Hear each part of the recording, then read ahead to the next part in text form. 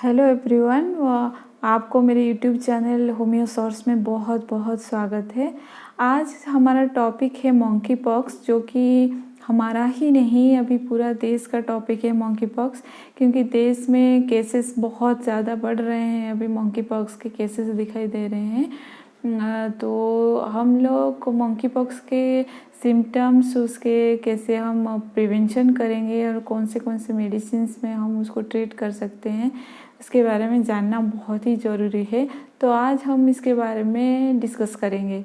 Monkey pox के symptoms और उसके बारे में जानने से पहले हम हिस्ट्री जान लेते हैं कि कैसे मंकी पॉक्स का आविष्कार हुआ था, कहाँ पे हुआ था। एक्चुअली ये 1958 में मंकी पॉक्स एक रिसर्च के थ्रू पता चला था। 2 मंकीज़ के कॉलोनीज लिए गए थे रिसर्च करने के लिए, और वही कॉलोनी में पॉक्स वायरस देखा गया था। तभी से ही इसी का नाम मंकी पॉक्स रखा गया था। एक्चुअली ये एक इन्फेक्टियस वायरल डिजीज है, वायरस के थ्रू इन्फेक्शंस होता है। डबल स्ट्रैप्ड डीएनए वायरस है, लाइक स्मॉल पॉक्स जैसे कि वेरियोला वायरस के थ्रू स्मॉल पॉक्स होता है। ये वही वेराइटी का है, वही जेनस का है। बाद में हम डिस्कस करेंगे कि कैसे हम डिफरेंशिएट कर सकते हैं स्मॉल पॉक्स को मंकी पॉक्स से और चिकन पॉक्स से। ये इसके लिए आपको वीडियो को एंड तक देखना पड़ेगा। मंकी पॉक्स एक्चुअली एक जूनोटिक डिजीज़ है। जूनोटिक डिजीज़ मीन्स जो एनिमल के थ्रू इंसान को वो डिजीज़ डेवलप करता है, उसको हम जूनोटिक डिजीज़ बोलते हैं। उसके स्प्रेड कैसे होता है? मंकी पॉक्स जो है वो एनिमल के थ्रू स्प्रेड होता है। एनिमल को टच करने से, उसको एनिमल अगर स्क्रैचेस से या बाइट से एनिमल अगर काट दिया तब भी ये डेवलप करता है, या इन्फेक्टेड एनिमल के मीट खाने से भी मंकी पॉक्स फैलता है। जो एनिमल इन्फेक्टेड हो गया है उसके मीट अगर आप इंटेक करोगे तभी मंकी पॉक्स डेवलप करता है। ऑल्सो इंसान के थ्रू, इंसान से इंसान को भी ये फैल सकता है। अगर आप कोई इन्फेक्टेड मटेरियल को आप टच किए तब भी, या आप कोई जैसे बॉडी फ्लूइड हो गया, जैसे सलाइवा हो गया, उसका पसीना हो गया या ब्लड हो गया, उसके थ्रू भी इन्फेक्शंस फैलता है। ऑल्सो हम ड्रॉपलेट इन्फेक्शंस के थ्रू ये फैलता है। ड्रॉपलेट इन्फेक्शंस मीन्स उसके जो है खांसी या छींक से भी ये जो डिजीज़ है वो फैलने का चांसेस रहता है। ये एयरबोर्न डिजीज़ भी है, हवा के थ्रू भी ये डिजीज़ फैलने का चांसेस रहता है। उसके बाद हम बात करते हैं कि इसके इंक्यूबेशन पीरियड क्या है। इंक्यूबेशन पीरियड मीन्स जब आपको इन्फेक्शंस हुआ उसके कितने दिन के बाद आपको इसके सिम्टम्स, इसके लक्षण आएंगे। तो इसका जो मंकी पॉक्स का इंक्यूबेशन पीरियड है वो 5 से 21 दिन है।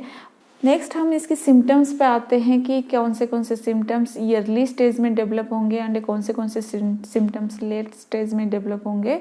इसका मतलब कि कौन से सिम्टम्स पहले आएंगे और कौन से सिम्टम्स बाद में आएंगे। तो पहला जो सिम्टम्स है वो है सीवियर हेडेक होगा and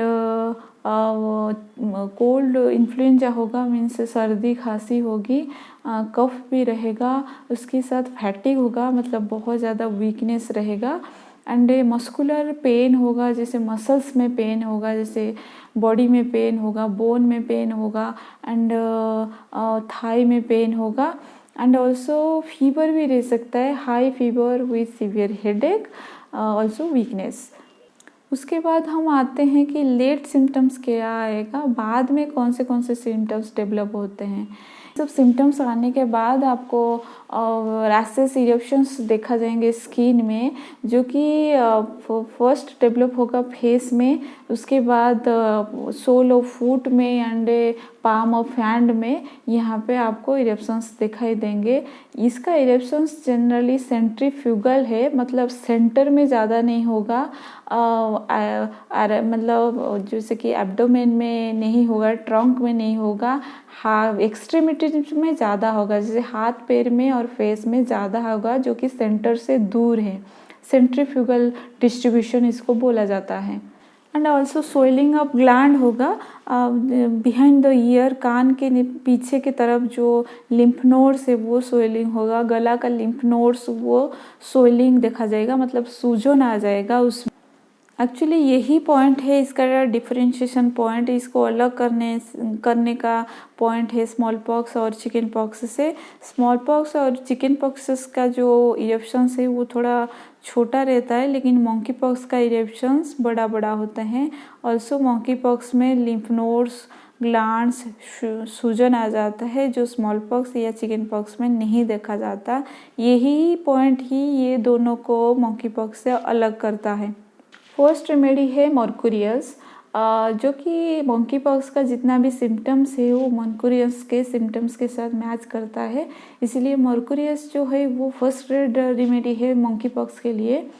profuse perspiration with offensive order, बहुत ज़्यादा पर्सपिरेशन होगा, बहुत ज़्यादा पसीना बह रहा होगा, उसका ख़राब स्मेल के साथ, स्मेल उसका भी ख़राब हो रहा होगा।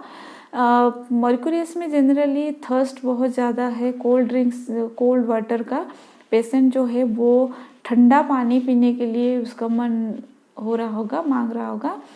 ऑल्सो मर्कुरियस जो है उसमें जो इरप्शंस है वो वेसिकल्स एंड पॉस्चुलर स्टेज देके आएगा, मतलब वेसिकल छोटा छोटा इरप्शंस होगा, उसमें पानी भरेगा, उसके बाद पस भर जाएगा and easily tendency to scab formation, मतलब हार्ड जो कवर हो गया होगा उसके ऊपर।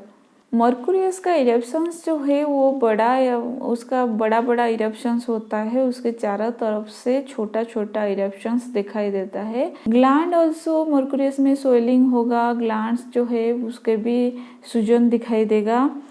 नेक्स्ट रेमेडी है डल्का मारा। डल्का मारा जो रेमेडी है वो एक्चुअली डैम्प वेट वेदर में हम यूज़ करते हैं।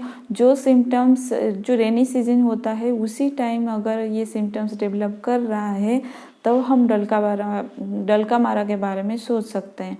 डल्का मारा का सिम्टम्स एक्चुअली रात को ज़्यादा होता है, ज़्यादा बढ़ जाता है एंड एक्सटर्नल वार्मथ में और मूविंग में, मतलब घूमने फिरने में, मूव करने में उसको आराम मिलता है।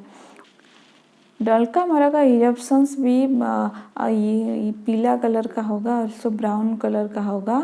उसका डिफरेंशिएशन पॉइंट ये है, अलग करने का पॉइंट ये है कि डल्का मारा पेशेंट का जो है वो जो इरप्शंस स्क्रैचिंग में ब्लीडिंग बहुत हो रहा होगा, बहुत सारा ब्लीडिंग होगा, अगर आप उसको छूओगे तो ब्लड उसमें से निकलेगा।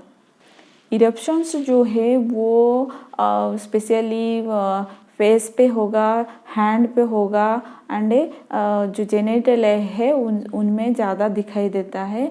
ऑल्सो उसका ग्लैंड स्वेलिंग होता है। नेक्स्ट रेमेडी पे हम आते हैं, वो है रोस्टॉक्स। तो रोस्टॉक्स का जो मेडिसिन हो वो सीवियर बर्निंग पेन होगा एंड इंटेंस इचिंग होगा, बहुत ज़्यादा खुजली होगा एंड वो जलन भी होता है। वो बढ़ता कब है ना, जब स्क्रैच करोगे वो और ज़्यादा इचिंग होता है, इचिंग और ज़्यादा बढ़ जाता है, रात को भी बहुत ज़्यादा बढ़ता है एंड रेस्ट करने से भी उसका सिम्टम्स का बढ़ना देखा जाता है। तो उसके बाद उसका जो इरप्शंस है वो बहुत बड़ा बड़ा इरप्शंस है एंड उसमें पस होता है, पस फील्ड होता है एंड जो रोस्टॉक्स का पेशेंट है वो रेस्टलेस हो रहा होगा एंड उसको नींद बिल्कुल भी नहीं आ रहा होगा, बहुत ज़्यादा रेस्टलेस है, नींद आइदर नहीं आ रहा होगा या अगर वो सोएगा तो पूरा सोता ही रहेगा। तो रोस्टॉक्स हम लोग उसके लिए यूज़ कर सकते हैं। उसका ऑल्सो रोस्टॉक्स में ये है कि उसका ग्लैंड जो है वो स्वोलन हो जाएगा एंड वो ये रोस्टॉक्स पेशेंट में भी ऑल्सो टेंडेंसी होगा कि स्केल फॉर्मेशन, मतलब स्कैब फॉर्मेशन होगा रोस्टॉक्स में।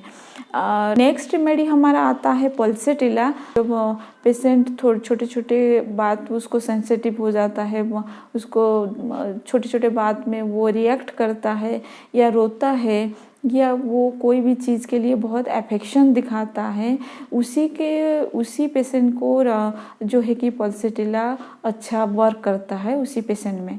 तो जो पल्सेटिला पेशेंट है उनका जो है कि ईचिंग, बहुत ज़्यादा ईचिंग है। जिस जगह पे हमारा जो कपड़ा नहीं है उसी जगह पे वो होता है ईचिंग होना ऑन ड्रेसिंग। जब कपड़ा खोलेगा बच्चा तभी भी उस जगह पे ईचिंग होगा। अगर कपड़ा थोड़ा सा भी आपने हटाया उससे तभी भी ईचिंग बहुत ज़्यादा बढ़ जाता है। एंड पल्सेटिला पेशेंट में जनरली थर्स्ट कम रहता है, उसको इतना पानी पीने के लिए पसंद नहीं होता है।